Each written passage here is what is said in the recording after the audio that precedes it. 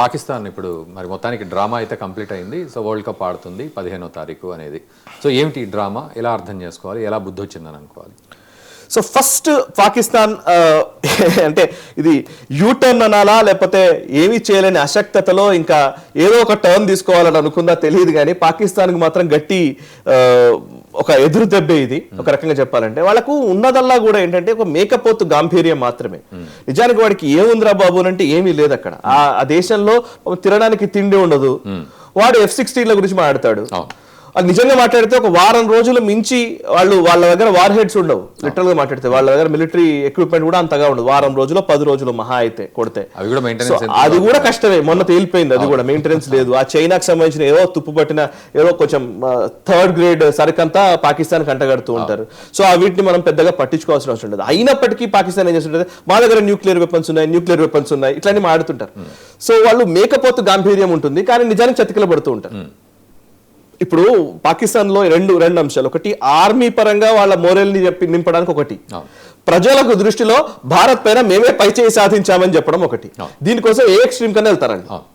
So ఇవాళ కూడా అదే జరుగుతుంది. పాకిస్తాన్ ముఖ్యంగా ఏం చేయాలి, వరల్డ్ కప్ విషయంలో T20 వరల్డ్ కప్ జరుగుతున్న టైంలో బంగ్లాదేశ్ కి సంబంధించిన ప్లేయర్ కోసమని, ఆయన పేరేంటి, ముస్తఫిజుర్ రెహమాన్, బంగ్లాదేశ్ క్రికెటర్. ఆ క్రికెటర్ కోసమని ఆయన్ని KKR కోల్కతా నైట్ రైడర్స్ ఏదైతే ఆయన తీసుకుందో, సో అది తీసుకోవడానికి వీల్లేదని BCCI చెప్పడము, దీంతో ఆయన్ని తొలగించిన నేపథ్యంలో బంగ్లాదేశ్ మేము ఇండియాలో ఆడము, మాకు సెక్యూరిటీ థ్రెట్ ఉందని చెప్పడం. దీనికి కారణం ఇది చెప్పట్లేదు, ముస్తఫిజుర్ రెహమాన్ ది BCCI నిర్ణయం. BCCI ఆధ్వర్యంలో IPL నడుస్తోంది. సో BCCI వేరు, ICC వేరు.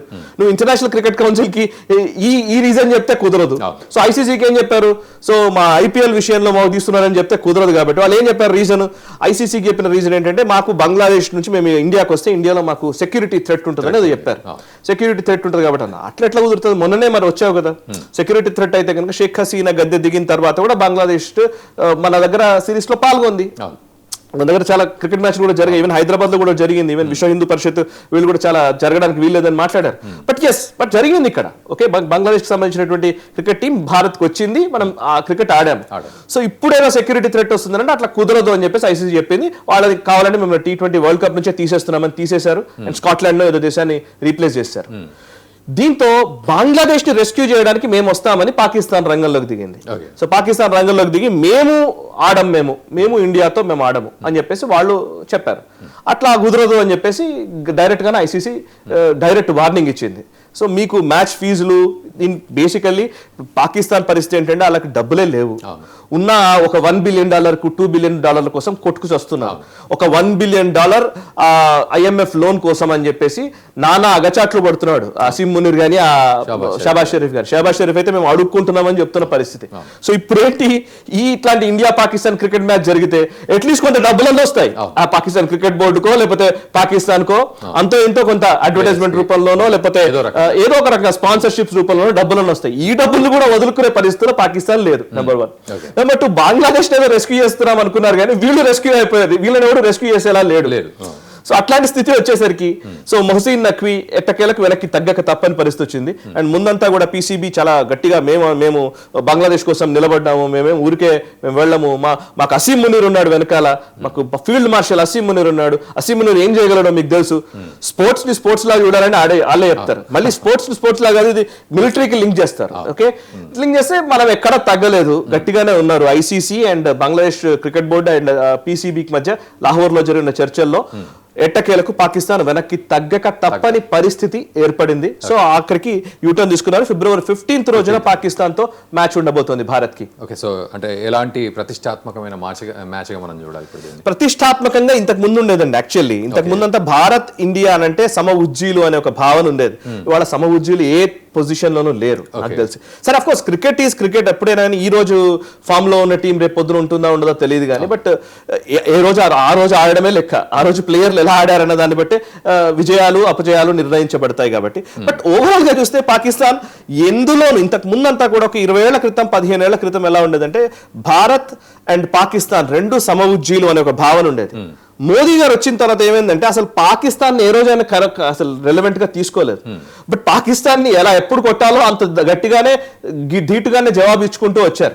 సో ఈ రెండు దేశాలు సమానం అనే భావన లేదు. మీరు డిప్లొమాటిక్ యాంగిల్లో చూసినా కూడా చాలా వరకు విదేశాల ముఖ్యంగా అధినేతలు, విదేశీ నాయకులు ఎవరైనా వచ్చినట్లయితే వాళ్ళు ఏం చేసేవాళ్ళు అంటే ఇంతకుముందు ఒక ప్యాటర్న్ ఉండేది. ప్యాటర్న్ ఏంటంటే ఫస్ట్ ఇస్లామాబాద్ వెళ్ళేవాళ్ళు. ఇప్పుడు ఒక డొనాల్డ్ ట్రంప్ ఇట్లా అమెరికన్ ప్రెసిడెంటో, యూకే ప్రెసిడెంటో, లేకపోతే సౌదీ అరేబియా క్రౌన్ ప్రిన్స్ ఇట్లాంటి వాళ్ళు ఎవరైనా వచ్చారనుకోండి, వాళ్ళు ఏం చేసేవారంటే ఫస్ట్ పాకిస్తాన్ ఇస్లామాబాద్కి వెళ్ళేవాళ్ళు. ఇస్లామాబాద్ నుండి ఢిల్లీకి వచ్చేవాళ్ళు. ఢిల్లీకి వచ్చి వాళ్ళు వెళ్ళిపోయేవాళ్ళు. లేదా ఢిల్లీకి వచ్చేవాళ్ళు ఫస్ట్, ఢిల్లీ నుంచి ఇస్లామాబాద్ వెళ్ళేవాళ్ళు. ఈ రెండు కామన్ గా ఉండేది అనమాట. సో రెండింటిని సేమ్ గా ట్రీట్ చేసేవి వెస్టర్న్ కంట్రీస్. సో మోదీ గారు వచ్చిన తర్వాత లాస్ట్ 5-6 years లో నాకు తెలిసి ఏ దేశ అధినేత కూడా ఇక్కడికి వచ్చి ఇస్లామాబాద్ పోయిన దాఖలాలు లేవు. అండ్ ఇస్లామాబాద్ నుంచి ఇక్కడికి వచ్చిన దాఖలాలు లేవు. మీరు అయితే వీలైతే ఇంకా ఒక్కొక్క సందర్భంలో అయితే యుఏఈ క్రౌన్ ప్రిన్స్ ఎవరో ఇస్లామాబాద్ నుంచి ఇక్కడికి వస్తూ ఉంటే ఆయన డైరెక్ట్ గా మళ్ళీ దుబాయ్ వెళ్ళిపోయి మళ్ళీ దుబాయ్ నుంచి మళ్ళీ ఇటు వచ్చాడు వన్ డే గ్యాప్ లో.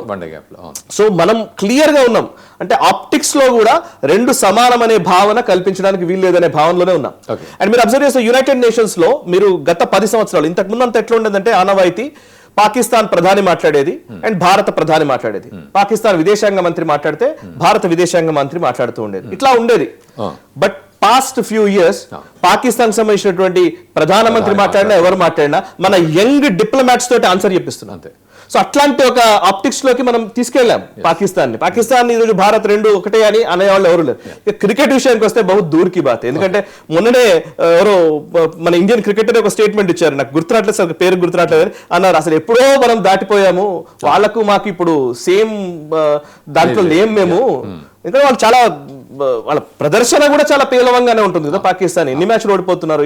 భారత్ టీమ్ ఈరోజు అసలు సూపర్ టాలెంటెడ్ టీం మనకి వాళ్ళ ఇండియన్ క్రికెట్ టీం ఉంది కాబట్టి సో వాటితో కంపేర్ చేసుకోవాల్సి ఉంటుంది. బట్ ఫైనలీ ఐసీసీ కానీ బీసీసీఐ కానీ అండ్ ఎవరైనా సరే దీంట్లో మనం అర్థం చేసుకోవచ్చు. ఇంతకుముందు క్రికెట్ ఆస్ట్రేలియా ఉండేదండి. నాకు రికీ పాంటింగ్ కెప్టెన్ గా ఉన్న టైంలో అప్పుడు చూస్తుంటే క్రికెట్ ఆస్ట్రేలియా చాలా పవర్ఫుల్ గా ఉండేది ఐసీసీలో, ముఖ్యంగా Indian cricket council, international cricket కౌన్సిల్లో.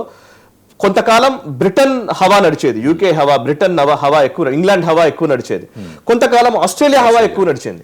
ఆస్ట్రేలియా హవా ఎక్కువ నడిచిన రోజులు కూడా మనం అందరం కూడా చిన్న టీమ్స్ గానే మనల్ని పరిగణించేవాళ్ళు. ఇవాళ భారత్ ఎరా వచ్చింది. లాస్ట్ 10-15 years నుంచి క్రికెట్ పర్ఫార్మెన్స్ లోనూ మనమే ఆధిపత్యం చూపిస్తున్నాము, యాజ్ వెల్ యాజ్ ఐసీసీ ఆ కాంబినేషన్ లో కూడా మనమే ఆధిపత్యం చూపిస్తున్నాం.